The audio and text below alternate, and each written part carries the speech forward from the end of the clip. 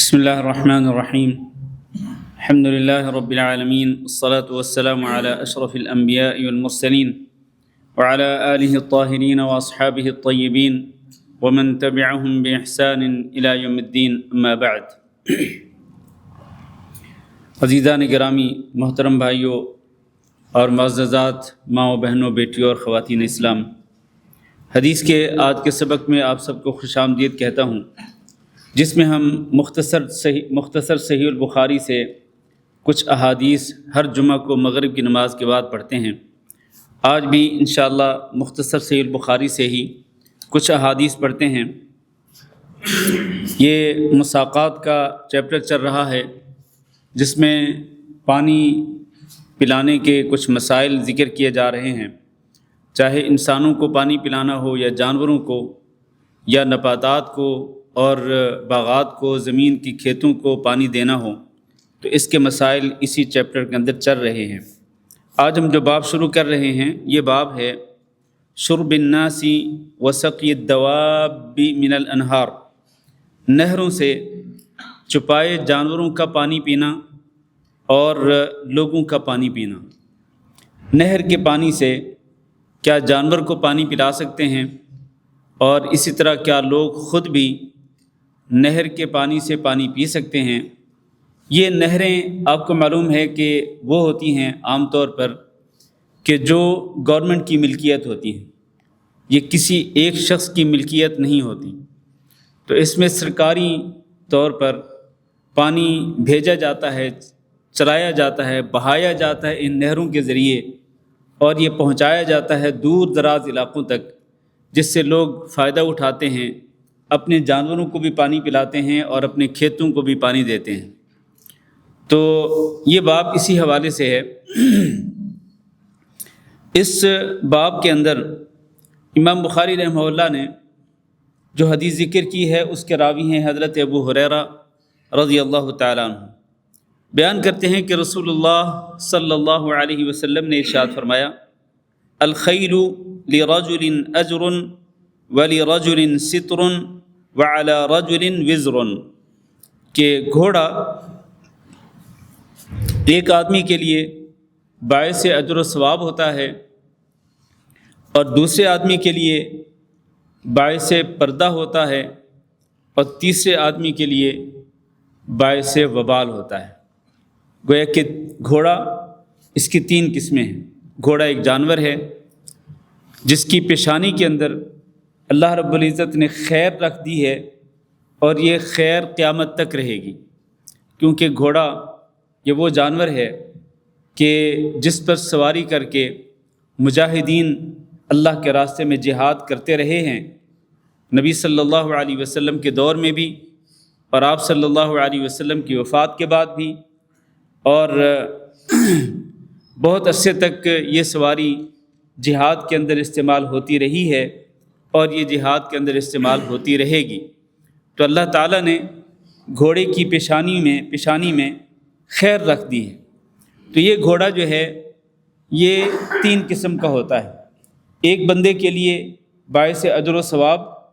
اور دوسرے بندے کے لیے باعث پردہ پوشی، اور تیسرے بندے کے لیے یہ باعث وبال اور باعث گناہ ہوتا ہے۔ تو یہ ایک مختصر بات ہے۔ اب اس کے بعد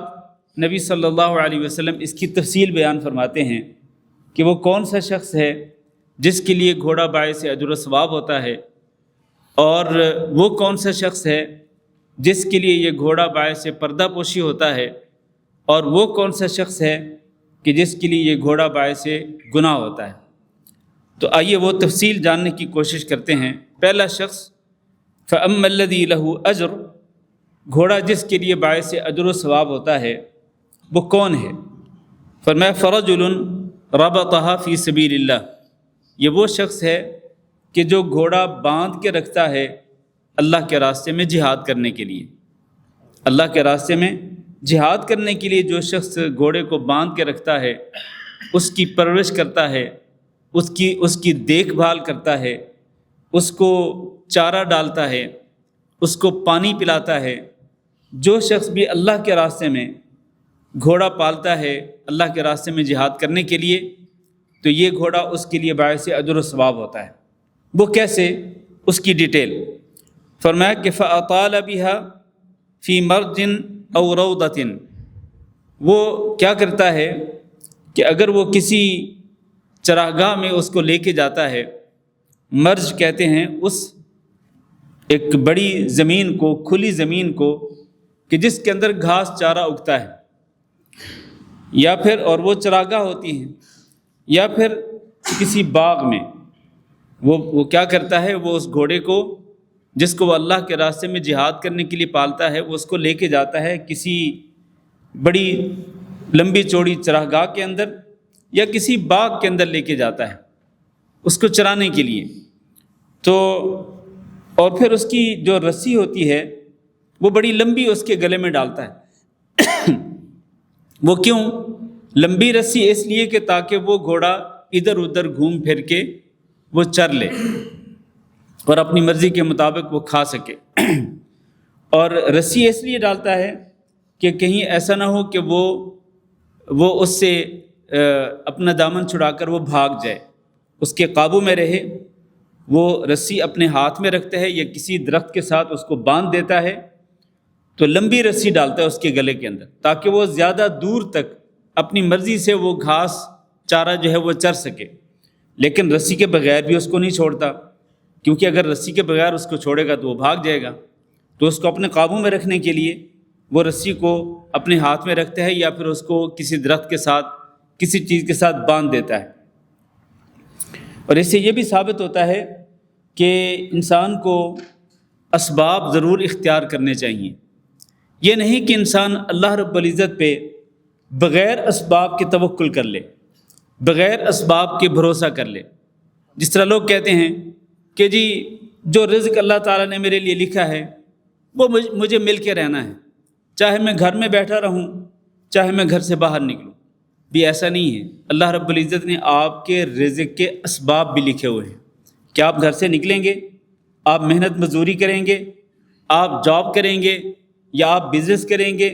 اللہ تعالیٰ نے وہ اسباب بھی رزق کے ساتھ ساتھ لکھے ہوئے۔ آپ وہ اسباب اختیار کریں گے تو وہ رزق آپ کو ملے گا۔ اور اگر آپ ہاتھ پہ ہاتھ باندھ کے گھر میں بیٹھے رہیں گے تو پھر ایسا نہیں ہے کہ اللہ تعالیٰ آپ کو گھر کی چھت پھاڑ کے آپ کو رزق دے دے، ایسا نہیں ہوگا، ایسا نہیں ہوتا۔ آپ کو رزق کے لیے کمائی کے لیے اسباب اختیار کرنے پڑتے ہیں۔ توکل بھی تب کریں اللہ پہ جب آپ اسباب اختیار کریں، اسباب اختیار کر کے اللہ پہ بھروسہ کریں، اسباب پہ نہیں، اللہ پہ بھروسہ کریں۔ یہی وجہ ہے کہ نبی صلی اللہ علیہ وسلم جب معراج کے لیے تشریف لے جا رہے تھے تو آپ صلی اللہ علیہ وسلم کی جو پہلی منزل تھی وہ کیا تھی؟ پہلی منزل کہاں تھی؟ بیت المقدس۔ پہلی منزل بیت المقدس تھی۔ تو بیت المقدس میں نبی صلی اللہ علیہ وسلم نے وہ سواری جو آپ کو مکہ مکرمہ سے لے کے گئی تھی، جس کو براق کہتے ہیں، مسجد حرام سے آپ صلی اللہ علیہ وسلم اس پہ سوار ہوئے، مسجد اقصیٰ تک آپ پہنچے، بیت المقدس تک۔ تو یہ پہلی منزل تھی نبی صلی اللہ علیہ وسلم کی۔ تو جو سواری آپ کو لے کے گئی تھی اس سواری کو نبی صلی اللہ علیہ وسلم نے مسجد اقصیٰ کے باہر پہنچ کر اس کو چھوڑا نہیں، بلکہ اس کو کیا کیا؟ اس کو باندھا اس جگہ پہ جہاں پر انبیاء بھی اپنی سواریوں کو باندھتے تھے۔ یہ اس بات کی دلیل ہے کہ آپ سبب اختیار کریں، ورنہ وہ سواری جو کہ اللہ تعالیٰ نے بھیجی تھی نبی صلی اللہ علیہ وسلم کے لیے اور جس کو جبریل امین لے کے آئے تھے، تو وہ سواری جب مسجد حرام سے مسجد اقصیٰ تک آپ کو لے کے گئی تو کیا اس بات کا کوئی خطرہ تھا کہ جب نبی صلی اللہ علیہ وسلم اس سواری کو باہر چھوڑ کر اندر مسجد اقصیٰ میں نماز پڑھنے کے لیے جائیں گے تو وہ سواری بھاگ جائے گی؟ ایسا کوئی خطرہ تھا؟ نہیں تھا، وہ تو اللہ نے بھیجی تھی اور جبریل امین نے اس کو پکڑا ہوا تھا، تو اس کے بھاگنے کا کوئی خطرہ نہیں تھا۔ لیکن اس کے باوجود بھی نبی صلی اللہ علیہ وسلم نے ایک سبب اختیار کیا، وہ یہ کہ اس کو باقاعدہ باندھا اس جگہ پہ جہاں پر آپ سے پہلے جو دیگر انبیاء تھے وہ اپنی سواریوں کو باندھتے تھے۔ سبب اختیار کرنا چاہیے۔ یہاں بھی وہی چیز ذکر کی جا رہی ہے کہ ایک آدمی کے پاس گھوڑا ہے، وہ گھوڑے کو چرانے کے لیے لے کے جاتا ہے اور اس کا مقصد کیا ہے؟ اس کو پالنے کا، کہ اس پر وہ اللہ کے راستے میں جہاد کرے گا، اس پہ سوار ہو کر اللہ کے راستے میں جہاد کرنے کے لیے جائے گا۔ تو اس کی پرورش کے لیے، اس کو پالنے کے لیے وہ اس کو لے کے جاتا ہے کسی چراگاہ میں یا کسی باغ میں، تو وہاں پر اس کو آزاد نہیں چھوڑے بلکہ اس کے گلے میں رسی ڈالے، اور رسی بے شک لمبی ہو تاکہ وہ اس چراگاہ کے اندر جہاں مرضی جائے، ادھر ادھر جدھر مرضی جائے وہ چرے اپنی مرضی سے۔ لیکن اس کی گردن میں رسی ڈالنے کا مقصد یہ بھی ہے کہ اس کو اپنے ہاتھ میں رکھے اس کا مالک، یا اس کو باندھ کے رکھے تاکہ وہ اس سے چلا نہ جائے، اس کو چھوڑ کر بھاگ نہ جائے۔ تو آپ فرماتے ہیں کہ لمبی رسی کے ساتھ اس کو باندھتا ہے کسی چراگاہ میں یا کسی باغ میں۔ پھر اس کے بعد فما اصابت فی طیلها ذلك من المرج او الروضۃ كانت له حسنات۔ اب وہ اس لمبی رسی کے بقدر وہ جدھر بھی جائے گا، دائیں بائیں سامنے پیچھے، اس چراگاہ کے اندر یا اس باغ کے اندر جتنی لمبی رسی ہوگی، جتنا دور وہ جائے گا گھاس چرے گا، ہر ایک پر اس کو نیکیاں ملیں گی۔ کیوں نیکیاں کیوں ملیں گی؟ اس لیے کہ وہ اس کو پار رہا ہے کس مقصد کے لیے؟ جہاد کے لیے۔ اس کو وہ جہاد کے لیے پار رہا ہے، جہاد کے لیے اس کی پرورش کر رہا ہے۔ اب دیکھیں کہ وہ یہ اس پر پیسہ نہیں خرچ کر رہا کہ پیسہ خرچ کرے، اس کو گھاس چارہ ڈالے تو اس پر اس کو نیکیاں ملیں، یہ تو بات سمجھ آتی ہے۔ لیکن اللہ رب العزت کتنا مہربان ہے بندے کے اوپر کہ بندہ اگر سواری پالتا ہے فی سبیل اللہ جہاد کرنے کے لیے، تو جب وہ کسی عام چراگاہ میں جو اس کی ملکیت نہیں، عام چراگاہ میں وہ جا کے چرے گا، اور جتنا دور رسی کے بقدر، جتنی لمبی رسی ہے، وہ ادھر ادھر چرتا ہے، گھاس کھاتا ہے، اس پر بھی اس کے مالک کو کیا ملے گا؟ نیکیاں ملیں گی، اس پر بھی اس کو نیکیاں ملیں گی۔ یہ بہت بڑا اللہ کا فضل ہے۔ اچھا، پھر آپ فرماتے ہیں وَلَوْ أَنَّهُ انْقَطَعَ طِيَلُهَا،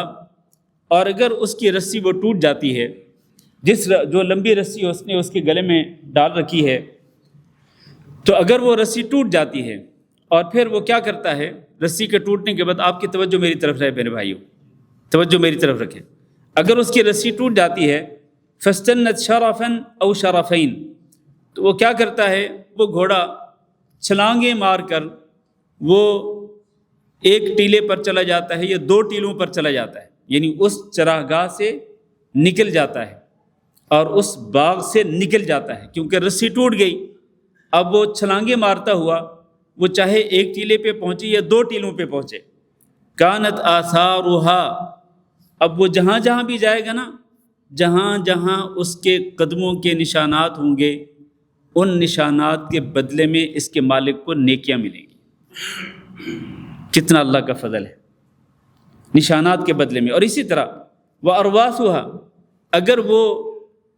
اگر وہ لد کرتا ہے، اگر وہ لد کرتا ہے، لد آپ جانتے ہیں نا، ہاں جی، تو اگر وہ لد کرتا ہے اور اس سے اگر اس کی لید نکلتی ہے، تو آپ اللہ تعالیٰ کا فضل دیکھیں کہ اس پر بھی مالک کے لیے نیکیاں لکھی جاتی ہیں، یعنی وہ کھائے، وہ گھاس چرے، اور وہ ادھر ادھر جائے، چاہے وہ ایک ٹیلے پہ پہنچے، دو ٹیلوں پہ پہنچے، کھانے اور چرنے پر بھی نیکیاں، اور اسی طرح اس کے قدموں کے نشانات پر بھی نیکیاں، اور اسی طرح لید کرنے پر بھی نیکیاں ملتی ہیں اس کے مالک کو۔ اسی لیے فرمایا کہ یہ وہ شخص ہے کہ جس کے لیے اس کا گھوڑا کیا ہوتا ہے، باعث اجر و ثواب ہوتا ہے۔ اب پتہ نہیں مجھے فالو نہیں کر رہے یا کیا وجہ ہے۔ تو یہ وہ شخص ہے جس کے لیے اس کا گھوڑا باعث خیر و برکت ہوتا ہے۔ اچھا، پھر آگے فرمایا وَلَوْ أَنَّهَا مَرَّتْ بِنَهْرٍ، اگر وہ گھوڑا کسی نہر کے پاس سے گزرے، کسی نہر کے پاس سے گزرے، اس کا تعلق ہے اس باب کے ساتھ۔ باب یہ تھا کہ نہر سے اگر جانور پانی پئیں یا نہر سے اگر عام لوگ پانی پئیں تو کیا یہ جائز ہے یا ناجائز ہے۔ تو یہ جو الفاظ ہیں،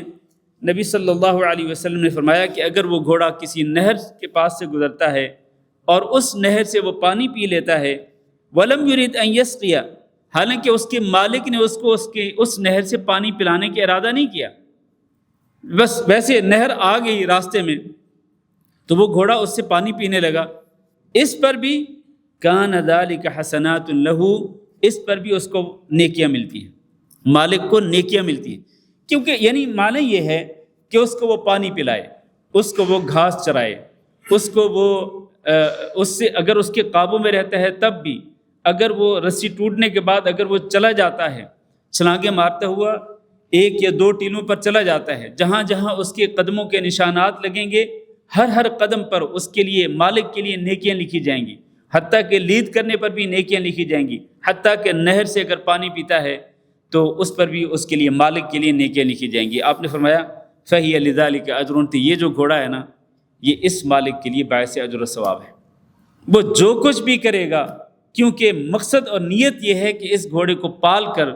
اس کو موٹا تازہ کر کے، اس کی پرورش کر کے میں نے اس کو استعمال کرنا ہے اللہ کے راستے میں جہاد کرتے ہوئے، تو اس پر نیکیاں ہی نیکیاں ہیں، نیکیاں ہی نیکیاں ہیں۔ یہ تو ہوا وہ پہلا انسان جس کے لیے گھوڑا باعث اجر و ثواب۔ دوسرا وَرَجُلٌ رَبَطَهَا تَغَنِّيًا وَتَعَفُّفًا، دوسرا انسان جس کے لیے گھوڑا کیا ہوتا ہے؟ باعث پردہ پوشی۔ یہ بچہ ماشاءاللہ میری بات بڑی توجہ سے سن رہا ہے، باقی پتہ نہیں سن رہے کہ نہیں سن رہے، لیکن بچہ ماشاءاللہ بڑی توجہ سے سن رہا ہے، باقی بھی سن رہے ہوں گے، میرا حسن ظن ہے آپ حضرات کے بارے میں، لیکن بچے نے سب سے پہلے جواب دیا ماشاءاللہ۔ تو وہ شخص جس کے لیے گھوڑا باعث پردہ پوشی ہے وہ کیسے ہے؟ اس کی وضاحت کی نبی صلی اللہ علیہ وسلم نے کہ ایک بندہ گھوڑے کو باندھ کے رکھتا ہے تغنیاً، اس کے ذریعے پیسہ کمانے کے لیے، وتعففاً، اور اس کی پیٹھ پہ سوار ہو کر وہ محنت مزدوری کرنا چاہتا ہے، پیسہ کمانا چاہتا ہے، لیکن اس کا مقصد یہ ہے کہ ایسا نہ ہو کہ اگر میں اس کی پیٹھ پہ سوار ہو کر میں پیسہ نہیں کماؤں گا، روزی نہیں کماؤں گا، تو پھر ایسا نہ ہو کہ مجھے اپنی ضرورتوں کے لیے کل کو کسی کے سامنے مجھے اپنا دامن پھیلانا پڑے، مجھے اپنے ہاتھ پھیلانے پڑے، مانگنا پڑے۔ تو اپنے آپ کو مانگنے کی ذلت سے، رسوائی سے بچانے کے لیے وہ کیا کرتا ہے؟ وہ گھوڑا پالتا ہے، اس کی پیٹھ پہ سوار ہوتا ہے اور محنت مزدوری کے لیے نکلتا ہے، پیسہ کمانے کی خاطر، روزی کمانے کی خاطر، اور اپنے آپ کو سوال اور مانگنے کی ذلت اور رسوائی سے بچانے کے لیے اگر وہ اس طرح کرتا ہے تو پھر اس کے بعد ثم لم ينس حق اللہ فی رقابها ولا ظہورها، پھر وہ اللہ کا حق بھولتا نہیں اس گھوڑے کی گردن کے بارے میں اور اس کی پیٹھ کے بارے میں، یعنی اگر وہ اس کے اوپر سواری کرتا ہے تو سواری کرتے ہوئے وہ اس کا حق اس کو دیتا ہے اور وہ اس پہ ظلم نہیں کرتا، اس پہ زیادتی نہیں کرتا۔ تو یہ جو گھوڑا ہے فَهِيَ لِذَلِكَ سِتْرٌ، یہ اس انسان کے لیے باعث پردہ پوشی۔ کیوں پردہ پوشی؟ اس لیے کہ یہ اپنے اس گھوڑے کو پال کر اس کے ذریعے اگر پیسہ کماتا ہے، روزی کماتا ہے اور اپنے آپ کو سوال کی ذلت سے بچاتا ہے، مانگنے کی ذلت سے بچاتا ہے، تو اللہ تعالیٰ اس گھوڑے کے ذریعے اس کے اوپر پردہ ڈال دیتا ہے، اس کے اوپر پردہ ڈال دیتا ہے۔ اللہ تعالیٰ اس کو پھر ذلت و خواری سے بچا لیتا ہے، مانگنے سے اور مانگنے کی ذلت اور رسوائی سے اللہ تعالیٰ اس کو بچا لیتا ہے، اللہ اس کے اوپر پردہ ڈال دیتا ہے۔ یہ ہوتی ہے اصل میں، اس کو کہتے ہیں کہ ایک انسان جو ہے وہ اپنی انا کو، اپنی ذات کو ذلت و رسوائی کے لیے وہ کسی کے سامنے نہ جھکائے، اپنی انا کو مجروح نہ کرے، بلکہ وہ اپنے اعتماد کو باقی رکھتے ہوئے اور اپنی ذات کو ذلت و رسوائی سے بچاتے ہوئے وہ اگر گھوڑا اس طرح پالتا ہے، اس کے ذریعے روزی کماتا ہے، تو اللہ تعالیٰ اس کے ذریعے اس پر پردہ ڈال دیتا ہے اور پھر اس کو ذلت اور رسوائی کا سامنا نہیں کرنا پڑتا۔ یہ وہ دوسرا انسان۔ تیسرا انسان کون ہے جس کے لیے گھوڑا کیا ہوتا ہے؟ باعث وبال یا باعث گناہ ہوتا ہے۔ وہ کون ہے؟ وَرَجُلٌ رَبَطَهَا فَخْرًا وَرِيَاءً وَنِوَاءً لِأَهْلِ الْإِسْلَامِ، اور وہ آدمی جو گھوڑا پالتا ہے اس کو باندھ کے رکھتا ہے فخر کرنے کے لیے، ریاکاری اور دکھلاوا کرنے کے لیے، فخر اور ریاکاری کرتا ہے کہ دیکھو میرے پاس اتنا عمدہ گھوڑا ہے، اس قسم کا عمدہ گھوڑا کسی کے پاس نہیں، فخر کرتا ہے اس کی بنا پہ اور ریاکاری کرتا ہے، دکھلاوا کرتا ہے۔ اس کا مقصد اللہ کے راستے میں جہاد کرنا نہیں، اس کا مقصد اس کے ذریعے اپنے آپ کو ذلت و خواری سے مانگنے کی ذلت سے بچانا نہیں، بلکہ لوگوں کے سامنے بڑائی کے اظہار کرنے کے لیے، فخر کرنے کے لیے اور ریاکاری کرنے کے لیے۔ اور دوسرا وَنِوَاءً لِأَهْلِ الْإِسْلَامِ، وہ مسلمانوں کو نقصان بھی پہنچانا چاہتا ہے، وہ مسلمانوں کے خلاف نکل کر وہ مسلمانوں کو نقصان پہنچانے کی نیت کرتا ہے کہ اس گھوڑے کو پالوں گا، اس کی دیکھ بھال کروں گا، ایک تو اس میں فخر ریاکاری، دوسرا میں مسلمانوں کو نقصان بھی پہنچاؤں گا، تو یہ گھوڑا جو ہے یہ اس کے لیے کیا ہوتا ہے؟ باعث گناہ ہوتا ہے، اس کے لیے باعث گناہ ہوتا ہے۔ اس حدیث کا باب سے تعلق کیا ہے جو بھی میں نے تھوڑی دیر پہلے ذکر کیا، کہ اگر یہ شخص جو پہلا انسان ہے جو گھوڑے کو باندھتا ہے، باندھ کے رکھتا ہے اور اس کی پرورش کرتا ہے، اس کو پالتا ہے، اور اسی دوران اگر وہ کسی نہر پر سے اس کو گزارتا ہے اور وہ اس سے پانی پی لیتا ہے تو اس میں کوئی حرج نہیں ہے، کیونکہ نہر جو ہے یہ عموماً گورنمنٹ کی ہوتی ہے، اس کا پانی ہر بندہ استعمال کر سکتا ہے، یہ کسی کی ملکیت نہیں ہوتی۔ البتہ اس کے کچھ ضابطے بنائے جاتے ہیں کہ باری باری لوگ جو ہیں وہ اس کے پانی سے استفادہ کریں، اپنی ندی نالیوں میں اس پانی کو لے کے جائیں اور اپنی زمینوں کو، کھیتوں کو پانی پلائیں، تو اس کے کچھ رولز ہوتے ہیں، لیکن معنی یہ ہے کہ وہ کسی کی ذاتی ملکیت نہیں ہوتی، تو جو بھی اس طرح کرنا چاہے تو کر سکتا ہے۔ نبی صلی اللہ علیہ وسلم نے جب گھوڑے کے بارے میں یہ ارشاد فرمایا تو آپ سے گدھوں کے بارے میں پوچھا گیا، گدھوں کے بارے میں پوچھا گیا، کیونکہ اس دور کے اندر گدھے بھی استعمال ہوتے تھے سواری کے لیے۔ تو آپ صلی اللہ علیہ وسلم نے فرمایا کہ گدھوں کے بارے میں خاص طور پر میرے اوپر کوئی وحی نازل نہیں ہوئی کہ جو میں آپ کے سامنے بیان کروں، گھوڑوں کے بارے میں جو وحی میرے اوپر نازل ہوئی وہ میں نے آپ کے سامنے بیان کر دی۔ البتہ آپ نے فرمایا کہ ایک جامع قسم کی آیت ہے جو ہر جگہ پہ استعمال ہو سکتی ہے، ہر جگہ پہ وہ کارگر ثابت ہو سکتی ہے۔ وہ کیا ہے؟ وہ یہ ہے کہ فَمَن يَعْمَلْ مِثْقَالَ ذَرَّةٍ خَيْرًا يَرَهُ، جو بندہ ایک ذرہ برابر بھی نیکی کرے گا قیامت کے دن اس کو اپنے سامنے دیکھ لے گا۔ وَمَن يَعْمَلْ مِثْقَالَ ذَرَّةٍ شَرًّا يَرَهُ، اور جو شخص ایک ذرہ برابر بھی نیکی کرے گا تو وہ قیامت کے دن برائی کرے گا تو قیامت کے دن وہ اس برائی کو بھی اپنے سامنے دیکھ لے گا۔ نیکی ہوگی تو بھی اس کو دکھائی دے گی، نیکی کسی کی ضائع نہیں جائے گی، رائے گاہ نہیں جائے گی، اور اگر اس نے برائی کی ہوگی تو برائی بھی اس کو سامنے نظر آئے گی۔ یہ نہیں ہو سکتا کہ برائی کی ہو اور اس کے نامہ اعمال میں نہ لکھی گئی ہو، وہ مس ہو گئی ہو کسی فرشتے سے، لکھنے میں نہ آئی ہو، ریکارڈ میں نہ وہ آئی ہو، ایسا نہیں ہو سکتا۔ نیکیاں بھی ریکارڈ کی جا رہی ہیں، باقاعدہ لکھی جا رہی ہیں، اور اسی طرح برائیاں بھی لکھی جا رہی ہیں۔ ایک ایک نیکی چاہے ذرہ برابر ہو، ایک ایک برائی چاہے ذرہ برابر ہو، وہ قیامت کے دن انسان اپنے سامنے دیکھ لے گا۔ تو جہاں تک گدھوں کا تعلق ہے تو گدھوں کے متعلق بھی اگر گدھوں کو بھی اگر وہ اللہ کے راستے میں جہاد کرنے کے لیے استعمال کرے گا تو یقیناً اس کو یہ گدھے اس کے لیے نیکی کا ذریعہ بن جائیں گے، اجر و باعث اجر و ثواب بن جائیں گے۔ لیکن اگر وہ ان گدھوں کی سواریوں کو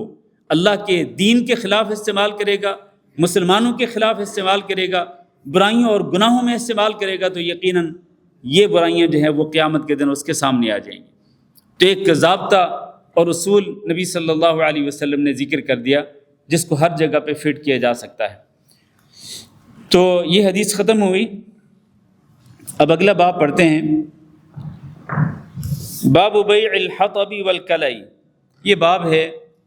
ایندھن کو بیچنے کے حوالے سے اور گھاس چارے کو بیچنے کے حوالے سے۔ ایندھن انسان بیچ سکتا ہے اور اسی طرح گھاس چارہ بھی انسان بیچ سکتا ہے، وہ گھاس چارہ جو اس کی اپنی ملکیتی زمین کے اندر ہے،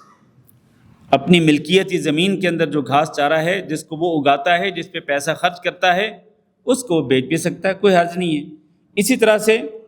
اگر ایندھن ہے، یعنی ایندھن سے مراد لکڑیاں ہیں، کیونکہ اس دور کے اندر ایندھن لکڑیاں تھیں۔ آج اگر گیس استعمال ہوتا ہے ایندھن کے طور پر تو اس دور کے اندر لکڑیاں استعمال ہوتی تھیں۔ تو اگر کوئی بندہ اپنی زمین کے اندر لکڑیاں خشک کر کے ان کو بیچنا چاہتا ہے تو بیچ سکتا ہے، اس کی اجازت ہے، اس میں کوئی حرج نہیں ہے۔ اب کوئی سوال کر سکتا ہے کہ اس باب کا مساقات کے چیپٹر سے کیا تعلق ہے؟ مساقات کے اندر تو پانی کے مسائل ہیں، جیسے کہ میں نے پہلے وضاحت کی ہے۔ تو یہ جو باب ہے یہ تو ایندھن کے حوالے سے ہے اور گھاس چارے کے حوالے سے ہے، تو اس میں پانی کا تو کوئی تعلق ہی نہیں ہے۔ اصل بات یہ ہے کہ عام طور پر جو کسی کی ملکیتی زمین نہیں ہوتی، اس غیر ملکیتی زمین کے اندر یہ تینوں چیزیں برابر ہیں، ایندھن بھی، پانی بھی اور گھاس چارہ بھی۔ ایندھن بھی، پانی بھی اور گھاس چارہ بھی، جو کسی کی ملکیت نہیں ہے، گورنمنٹ کی ملکیت ہے، اور گورنمنٹ نے اجازت دی ہوئی ہے کہ آپ کسی بھی جنگل میں چلے جائیں یا کسی بھی زرعی زمین کے اندر چلے جائیں، ایسی زمین جہاں پر گھاس چارہ اگتا ہے، اپنے طور پر اگتا ہے بارش کے بعد، تو گورنمنٹ نے اجازت دی کہ جو بندہ بھی وہاں پر گھاس چارہ وہاں پر اپنے جانوروں کو چرانا چاہے چرا سکتا ہے۔ وہاں پر اگر پانی کا کوئی چشمہ ہے یا کوئی نہر کا پانی ہے تو وہاں سے عام لوگ فائدہ اٹھا سکتے ہیں۔ اسی طرح سے یہ ایندھن ہے کہ اگر جنگل ہے، جنگل کے اندر جو ہے وہ لکڑیاں سوکھی ہوئی ملتی ہیں جن کو انسان اٹھا کر کے بطور ایندھن استعمال کر سکتے ہیں، ہر ایک کو اجازت ہے، تو یہ کسی کی ملکیت نہیں ہوتی۔ تو اسی طرح سے یہ پانی کے باب کے اندر، پانی کے مسائل کے چیپٹر کے اندر ان دونوں چیزوں کو ذکر کرنے کا مقصد یہی ہے کہ جس طرح پانی، بات توجہ سے سنیے، جس طرح پانی نہروں کا پانی ہے اور چشموں کا پانی ہے، وہ ملکیتی نہیں ہوتا، جس طرح عام لوگ اس پانی سے فائدہ اٹھا سکتے ہیں، اسی طرح سے غیر ملکیتی زمین کے اندر جو گھاس چارہ ہے اور جو ایندھن ہے اس سے عام لوگ فائدہ اٹھا سکتے ہیں۔ بات سمجھ آئی کہ نہیں؟ چلیں، اس میں جو حدیث ہے وہ تھوڑی سی لمبی حدیث ہے، انشاءاللہ امید ہے کہ ہم آج ٹائم ختم ہونے سے پہلے پڑھ لیں گے انشاءاللہ۔ علی بن ابی طالب رضی اللہ تعالیٰ عنہ بیان کرتے ہیں کہ مجھے ایک اونٹنی ملی رسول اکرم صلی اللہ علیہ وسلم کے ساتھ جہاد کرتے ہوئے بدر کے اندر، تو بدر سے جو غنیمت کا مال ملا نا، تو اس میں سے ایک اونٹنی مجھے ملی۔ یہ علی بن ابی طالب رضی اللہ تعالیٰ عنہ بیان کر رہے ہیں۔ جنگ بدر ایک مشہور جنگ ہے، آپ جانتے ہیں، اور یہ اسلام اور کفر کے درمیان جو بڑی جنگیں ہوئی ان میں سے سب سے پہلی جنگ ہے۔ تو اس پہلی جنگ کے اندر جو غنیمت کے مال ملے مسلمانوں کو، اس میں اونٹنیاں بھی تھیں، اونٹ بھی تھے، تو ایک اونٹنی ملی حضرت علی بن ابی طالب رضی اللہ تعالیٰ عنہ کو۔ آپ فرماتے ہیں کہ رسول اللہ صلی اللہ علیہ وسلم نے مجھے ایک اور اونٹنی بھی دے دی، تو گویا کہ میرے پاس دو اونٹنیاں ہو گئیں۔ کہتے ہیں فَأَنَخْتُهُمَا يَوْمًا عِنْدَ بَابِ رَجُلٍ مِّنَ الْأَنصَارِ، میرے پاس یہ دو اونٹنیاں تھیں، تو ایک دن میں نے کیا کیا کہ ایک انصاری صحابی کے گھر کے دروازے کے پاس میں نے ان کو بٹھایا۔ میری نیت کیا تھی؟ نیت یہ تھی وَأَنَا أُرِيدُ أَنْ أَحْمِلَ عَلَيْهِمَا إِذْخِرًا لِأَبِيعَهُ، میری نیت یہ تھی کہ میں ان دونوں کو بٹھا کر ان کے اوپر میں گھاس، جو کہ اذخر ایک خاص قسم کا گھاس ہوتا تھا،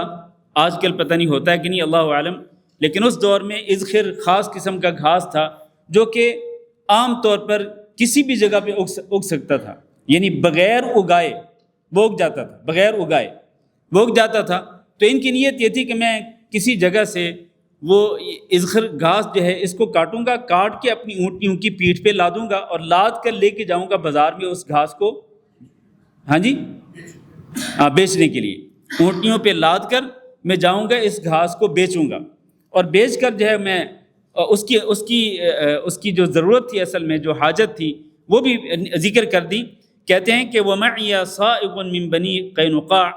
بنو قینقاع ایک قبیلہ تھا، یہودیوں کا قبیلہ تھا، تو کہتے ہیں کہ ایک سنار تھا میرے ساتھ، تو میں چاہتا تھا فَأَسْتَعِينُ بِهِ، میں یہ چاہتا تھا کہ یہ گھاس اس سنار کو بیچوں جو بنو قینقاع قبیلے سے تعلق رکھتا تھا۔ یہ گھاس جو کہ عام گھاس تھا اور کسی کی ملکیتی زمین پہ نہیں تھا، میں چاہتا تھا کہ اس کو کاٹ کر اپنی ان دو اونٹنیوں کی پیٹھ پر لاد کر میں اس سنار کو بیچ دوں، اور اس سے میں کیا کروں، اس سے کچھ سونا خرید کر میں کیا کروں۔ کہتے ہیں فَأَسْتَعِينُ بِهِ عَلَى وَلِيمَةِ فاطمہ، فاطمہ رضی اللہ تعالیٰ عنہ سے جو میں نے نکاح کیا تھا، اس کے بعد جو ولیمہ ڈیو تھا میرے ذمے تھا، وہ ولیمہ کرنے کے لیے میں چاہتا تھا کہ گھاس ان دو اونٹنیوں کی پیٹھ پہ لاد کر بیچوں اس سنار کو، اور پھر میں اس سے جو مجھے پیسے ملیں یا جو دینار یا درہم ملیں تو ان کے ساتھ میں ولیمہ کر سکوں حضرت فاطمہ رضی اللہ تعالیٰ عنہ سے نکاح کرنے کے بعد۔ اب اس سے یہ ثابت ہوتا ہے، یہ اثر وہ الفاظ ہیں جن کا تعلق اس باب کے ساتھ ہے، کہ گھاس جو ہے جو عام سرزمین پر ہو، ملکیتی زمین پہ نہ ہو، غیر ملکیتی زمین پہ ہو تو اس گھاس کو کاٹ کر اس کو بیچا جا سکتا ہے، اس میں کوئی حرج نہیں، جیسا کہ حضرت علی بن ابی طالب رضی اللہ تعالیٰ عنہ نے ارادہ کیا تھا۔ یہ ان کا ارادہ تھا، یہ ان کی پلاننگ تھی، پروگرام تھا۔ لیکن ہوا کیا؟ ہوا یہ کہ اس گھر کے اندر وہ جو انصاری صحابی تھا نا، جس کے دروازے کے اوپر میں نے ان 2 اونٹیوں کو بٹھایا تھا، کہتے ہیں اس گھر کے اندر حمزہ بن عبد المطلب رضی اللہ تعالیٰ عنہ بیٹھے ہوئے تھے اور وہ شراب پی رہے تھے۔ اور یہ اس وقت کی بات ہے جیسے کہ اس حدیث کے آخر میں ہے وَذَلِكَ قَبْلَ تَحْرِيمِ الْخَمْرِ، شراب کی حرمت نادل ہونے سے پہلے کی بات ہے، ابھی شراب حرام نہیں کی گئی تھی شریعت کے اندر، یہ اس سے پہلے کا واقعہ ہے۔ تو حمزہ بن عبد المطلب رضی اللہ تعالیٰ عنہ اسی گھر کے اندر بیٹھ کر شراب پی رہے تھے، اور ان کے پاس ایک گانے والی عورت بھی تھی، تو اس نے کہا، گاتے ہوئے کہا الا یا حمز للشرف النوائی، اٹھو اور یہ جو 2 اونٹنیاں ہیں نا، یہ موٹی تازی اونٹنیاں ہیں، جا کے ان کو ذبح کر دو۔ تو حمزہ بن عبد المطلب اٹھے، اور وہ چونکہ نشے کی حالت میں تھے، شراب پی رہے تھے، وہ اٹھے فوری طور پر اور انہوں نے تلوار اٹھائی، تلوار اٹھا کر گئے اور انہوں نے ان 2 اونٹنیوں کے ساتھ جو سلوک کیا وہ کیا تھا کہ انہوں نے ان کی جو کوہانیں تھیں وہ کاٹ ڈالیں اور ان کے پیٹ پھاڑ ڈالے اور ان سے ان کی کلیجیاں نکالیں۔ انہوں نے کیا کیا کہ ان 2 اونٹنیوں کی کوہانوں کو کاٹ ڈالا، ان کے پیٹ پھاڑے اور پھر ان کی کلیجیاں نکالیں۔ علی رضی اللہ تعالیٰ عنہ کہتے ہیں جب یہ میں نے دیکھا تو یہ بڑا خوفناک منظر تھا جو میرے سامنے گزرا۔ یہ 2 اونٹنیاں ظاہر علی بن ابی طالب رضی اللہ تعالیٰ عنہ کی تھی، لیکن اس میں حمزہ بن عبد المطلب کا گناہ نہیں تھا، اس لیے کہ وہ نشے کی حالت میں تھے۔ بس وہ گانے والی عورت نے وہ شعر پڑھا اور اس کے اندر وہ شراب کے نشے میں دھت ہو کر انہوں نے ان دونوں اونٹنیوں پہ حملہ کر دیا اور ان کو ذبح کر ڈالا۔ تو کہتے ہیں یہ خوفناک منظر تھا۔ کہتے ہیں میں نبی صلی اللہ علیہ وسلم کے پاس گیا اور میں نے، اور آپ کے پاس زید بن حارثہ بھی موجود تھے، تو میں نے جا کے یہ سارا واقعہ بیان کر دیا۔ تو نبی صلی اللہ علیہ وسلم حضرت زید کو لے کر کے اٹھے، تو علی رضی اللہ تعالیٰ عنہ کہتے ہیں میں بھی آپ کے ساتھ چل دیا۔ نبی صلی اللہ علیہ وسلم حمزہ بن عبد المطلب کے پاس گئے، فتغیظ علیہ، تو ان سے جا کے غصے کے اظہار کیا کہ یہ تو نے کیا کر دیا ہے؟ علی بن ابی طالب کی 2 اونٹیوں کو تو نے ذبح کر ڈالا ہے، اس طرح برے طریقے سے، خوفناک طریقے سے، یہ کیا کیا تم نے؟ تو وہ ابھی تک بھی نشے کی حالت میں تھے۔ وہ کیا کہنے لگے حمزہ رضی اللہ تعالیٰ نے اپنی آنکھوں کو، اپنی نظر کو اٹھایا اور کہنے لگے کہ تم لوگ تو میرے باپ دادے کے غلام ہو، یعنی ان کو پتہ نہیں چلا کہ میں نے کیا کہنا ہے، بس وہ کہتے چلے گئے الفاظ۔ میں ختم کر رہا ہوں۔ تو رسول اکرم صلی اللہ علیہ وسلم یہ سن کر اپنے قدموں کے بل پیچھے لوٹ آئے، یہاں تک کہ آپ صلی اللہ علیہ وسلم وہاں سے نکل آئے۔ تو یہ کہتے ہیں کہ یہ واقعہ جو ہے وہ شراب کی حرمت نازل ہونے سے پہلے کا واقعہ ہے۔ جزاکم اللہ خیر، سبحانک اللہم و بحمدک، اشہد ان لا الہ الا انت، استغفرک و اتوب الیک۔